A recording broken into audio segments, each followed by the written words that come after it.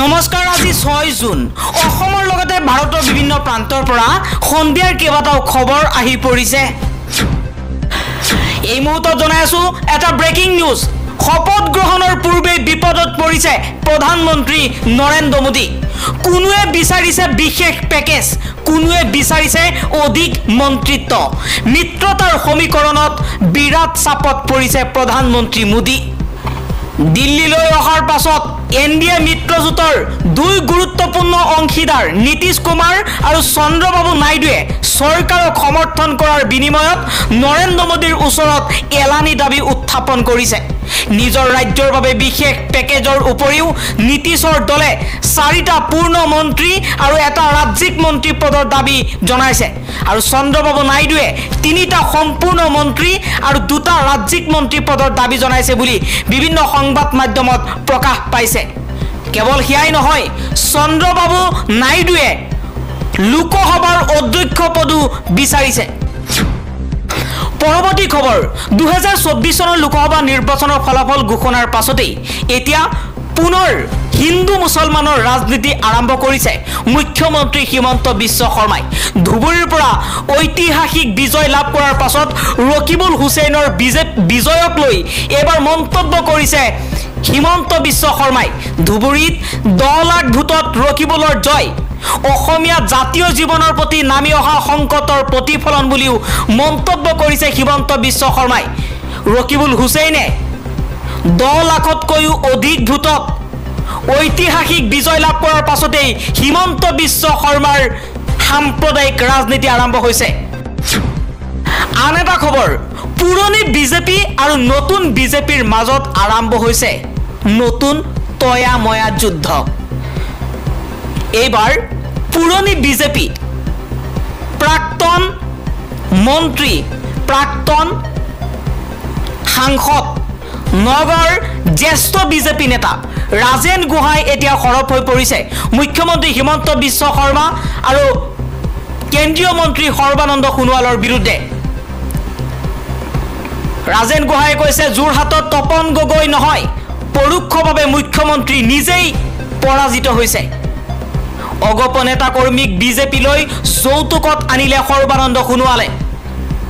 লুৰিণ জ্যোতিৰ দৰে নতুন ল'ৰা এটাৰ লগত কম ভোটত জয়ী হৈছে সৰ্বানন্দ সোণোৱাল। ইয়া লাজৰ কথা বুলি মন্তব্য কৰিছে প্ৰাক্তন সাংসদ ৰাজেন গোহাঁয়ে।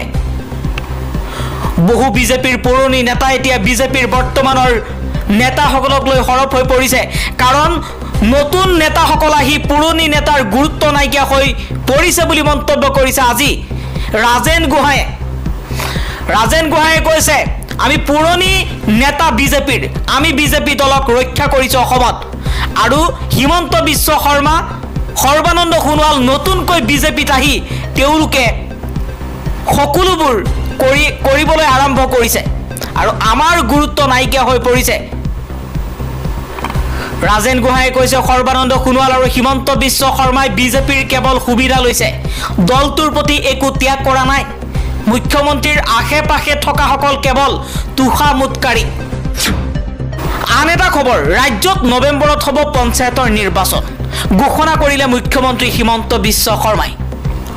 অহা নৱেম্বৰ মাহত অনুষ্ঠিত হ'ব ৰাজ্যৰ পঞ্চায়ত নিৰ্বাচন। কেবিনেট বৈঠকৰ সিদ্ধান্তত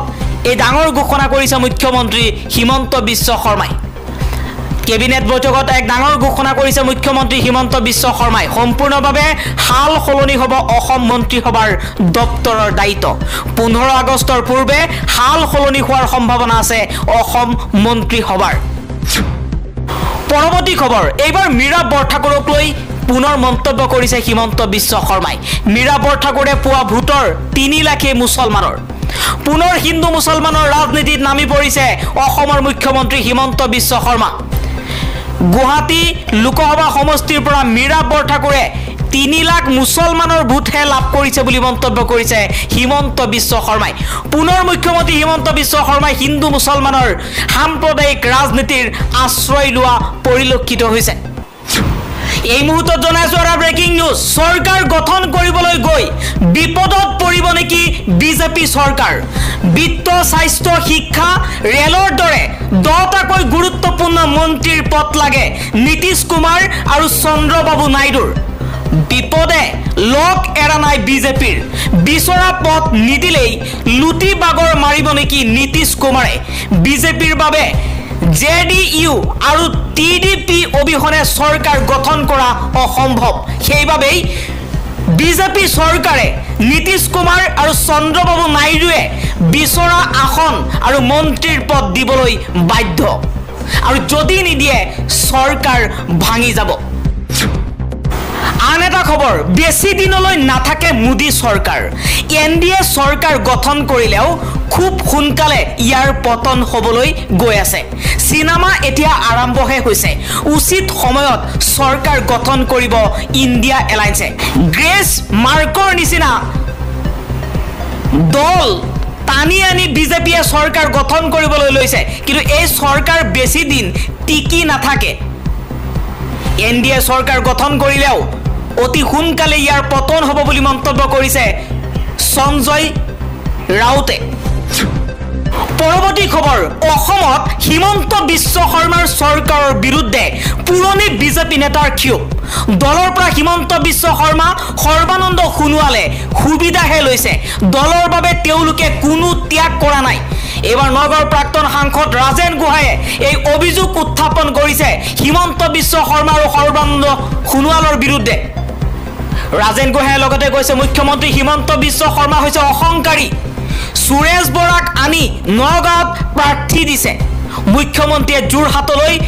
পঠিওৱা কেইজনৰ ভাৱমূৰ্তি ভাল নহয় যাৰ বাবে যোৰহাটৰ জনতাই উৎখাত কৰিছে বিজেপিক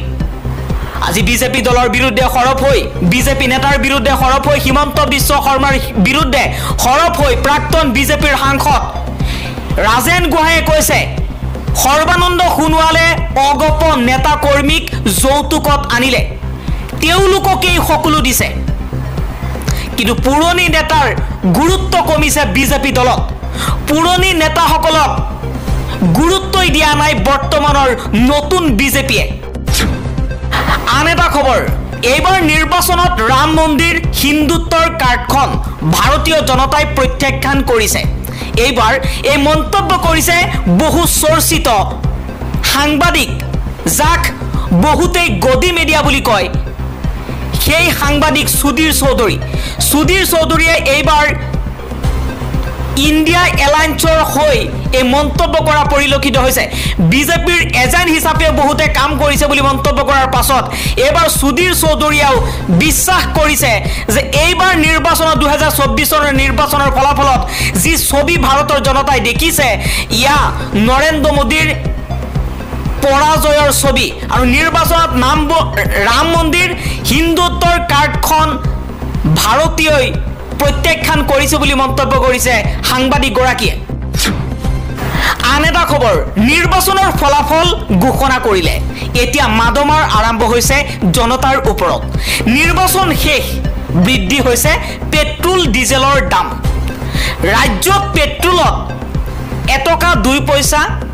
আৰু ডিজেলত 1 টকা 1 পইচাকৈ বৃদ্ধি পাইছে দাম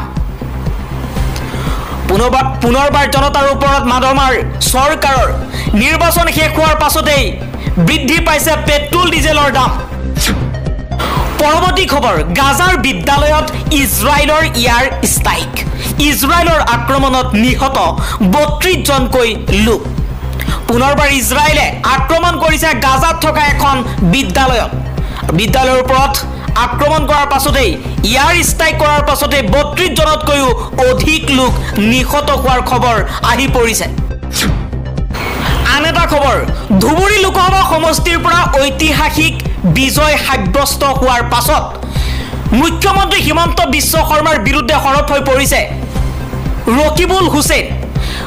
হুছেইনে কৈছে সকলোৱে হিমন্ত বিশ্ব শৰ্মাৰ জালত ভৰি দিব কিন্তু ৰকিবুল হুছেইনে কোনো দিন নিদিয়ে হিমন্ত বিশ্ব শৰ্মাই যেতিয়া মুখ হিৰো কৰিব মই দুদিন পিছতে জিৰো হৈ যাম গতিকে তেনেকুৱা হিৰোৰ মোৰ প্ৰয়োজন নাই গোৱালপাৰাত এই মন্তব্য কৰিছে ধুবুৰী লোকসভা সমষ্টিৰ বিজয়ী প্ৰাৰ্থী ৰকিবুল হুছেইনে কৈছে মুখ্যমন্ত্ৰী হিমন্ত বিশ্ব শৰ্মা যাকে হিৰো কৰিবলৈ গৈছে তেওঁই হৈছে জিৰো পৰৱৰ্তী খবৰ বিজেপিৰ সৈতে মিতিৰালি কৰি 2024 নিৰ্বাচনৰ পিছত দেশত অপ্ৰাসংগিক হৈ পৰিল কেইবাটাও ৰাজনৈতিক দল ৰঘুমলাই যেনেকৈ আশ্ৰয়দাতা উদ্ভিদটোক জীৱন চুহি মৃত্যুৰ মুখলৈ ঠেলি দিয়ে 2024 চনৰ নিৰ্বাচনৰ ফলাফল ঘোষণা হোৱাৰ পিছত দেশৰ কেইবাটাও আঞ্চলিক ৰাজনৈতিক দলৰ অৱস্থাও একেবাৰে তেনেকুৱাই একাংশই বিজেপিৰ সংগত থকাৰ পাছত গেৰুৱা লতাৰ বিষ প্ৰেমত প্ৰায় নিশেষ হোৱাৰ উপক্ৰম হৈছে আনহাতে কোনোবাই মৃত্যুৰ আগমন বুলি জানি গেৰুৱা সংগ ত্যাগ কৰিলে যদিও বিষ মুক্ত হৈ হাৰি যাব নোৱাৰিলে ৰাষ্ট্ৰীয় ৰাজনীতিটো দূৰৰে কথা বহু আঞ্চলিক দলে নিজৰ ঘৰৰ মাটিতে কাৰ্যত অপ্ৰাসংগিক হৈ পৰিছে ফলাফল ঘোষণাৰ পিছত জাতীয় ৰাজনীতিৰ পৰা কোনবোৰ দল অপ্ৰাসংগিক হৈ পৰিল এই মুহূৰ্তত আপোনালোকক জনাই আছো 1 নম্বৰ হৈছে বিজেডি বিজু জনতা দল 2024 চনৰ লোকসভা নিৰ্বাচনৰ পিছত যদি কোনোবা দলে সৰ্বাধিক ক্ষতিৰ সন্মুখীন হৈছে তেনে দল হৈছে বিজেডি উৰিষ্যাৰ এই ৰাজনৈতিক দলটোৱে দীৰ্ঘদিন ধৰি জগন্নাথ ভূমিৰ শাসক হৈ আহিছে এসময়ত বিজেপিৰ সৈতে কান্ধত কান্ধ মিলাই আগবাঢ়ি যোৱা বিজেডিয়ে এতিয়া গেৰুৱা সংগ এৰিছে যদিও ইয়াৰ আগ্ৰাসনৰ পৰা হাৰি যাব পৰা নাই বিএসপি বহুজন সমাজবাদী পাৰ্টি লোকসভা নিৰ্বাচনৰ ফলাফলৰ পিছত উত্তৰ প্ৰদেশৰ ৰাজনীতিত মায়াৱতীৰ বহুজন সমাজবাদী পাৰ্টি কাৰ্যত অপ্ৰাসংগিক হৈ পৰিল বুলি ক'ব পাৰি বহু বছৰ ধৰি বিজেপিৰ সৈতে মিত্ৰতাত আছিল মায়াৱতী মিত্ৰতা এৰি যোৱা বহুদিন হ'ল কিন্তু মিত্ৰতা ত্যাগ কৰাৰ পিছতো শুনা যায় যে তেওঁলোকে ৰাজ্যত বিজেপিক সুবিধা কৰি দিয়াৰ খেল অব্যাহত ৰাখিছিল তাৰ পাছৰ দলটোৱে হৈছে বিআৰএছ ভাৰত ৰাষ্ট্ৰ সমিতি তেলেংগানাৰ পূৰ্বৰ শাসকীয় দল বিআৰএছ যদিও বিজেপিৰ সৈতে কোনো প্ৰত্যক্ষ মিত্ৰতা নাই তথাপিও জনা যায় যে ক্ষমতাত থকা সময়ত এই দক্ষিণৰ ৰাজ্যখনৰ জনপ্ৰিয় মুখ্যমন্ত্ৰী কে চন্দ্ৰশেখৰ ৰাও অতি ঘনিষ্ঠ আছিল বিগত বৰ্ষৰ বিধানসভা নিৰ্বাচনত কংগ্ৰেছৰ হাতত হতাজনক পৰাজয়ৰ পিছত বিআৰএছ উৎখাত হৈছিল ইয়াৰ পাছত এইবাৰ লোকসভা নিৰ্বাচনত নিজৰ ৰাজ্যতে বাস্তৱিকতে শেষ হ'ল আনহাতে এসময়ত অস্পৃশ্য বিজেপিয়ে তেলেংগানাত 8খন আসন লাভ কৰিছিল AIADMK জয় ললিতাৰ দল বিভাজিত হৈ AIADMK গঠন হৈছিল দক্ষিণৰ ৰাজনীতিৰ অন্যতম নীতি নিৰ্ধাৰক আছিল দলৰ মুৰব্বী পলানী স্বামী চৰকাৰতো আছিল তেওঁলোকৰ দল এই AIADMKৰ হাতত ধৰি বিজেপিয়ে দক্ষিণৰ তামিলনাডু ৰাজ্যত সংগঠন সম্প্ৰসাৰণ কৰিবলৈ আৰম্ভ কৰিছিল ফলত AIADMK ক্ৰমান্বয়ে ভোট বেংক হেৰুৱাবলৈ আৰম্ভ কৰিছিল ইয়াৰে অধিকাংশই বিজেপিলৈ যায় 2024 লোকসভা নিৰ্বাচনত এইবাৰ তেওঁলোকৰ ফলাফল শূন্য